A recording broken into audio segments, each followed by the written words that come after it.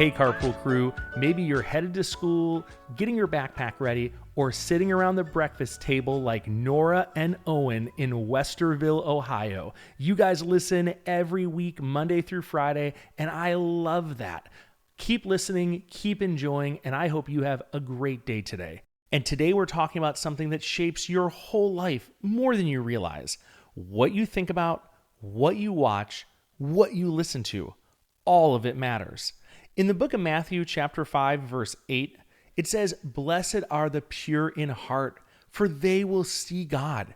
This verse comes from the Sermon on the Mount. Yep, you guessed it right. When Jesus was teaching people how to live from the inside out. When Jesus talks about your heart, he's not talking about feelings. He's talking about your thoughts, your choices, what you pay attention to. Jesus is teaching us that what fills your heart ends up guiding your life. In other words, what you think about today helps decide who you become and what you do tomorrow. If Jesus were sitting in the car with you before school or at the breakfast table before homeschool, I think he might say, watch what you let in your mind, because what you think about will grow inside of you. Think about it like this. If you plant good seeds in a garden, your garden grows good things. If you plant bad seeds, weeds take over. Your mind works the same way. So how can you apply this and live it out today? First, pay attention to what you watch on screens. Pay attention to what music you listen to. Pay attention to the kinds of jokes you repeat. Pay attention to what you scroll. See, ask yourself this question. Is this helping my heart grow closer to Jesus or pulling me further away? Now, you don't have to be perfect. This doesn't mean that you avoid any technology at all.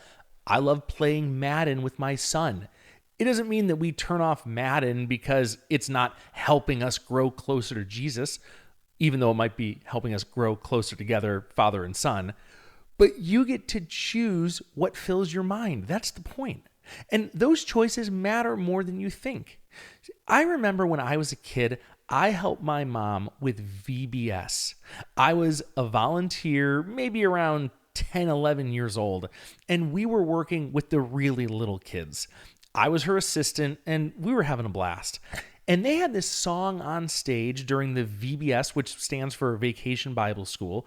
They had this song where robots, people dressed up as robots, were singing, garbage in, garbage out, what goes in must come out. That line has always stuck with me because it's true. Whatever we put in comes out.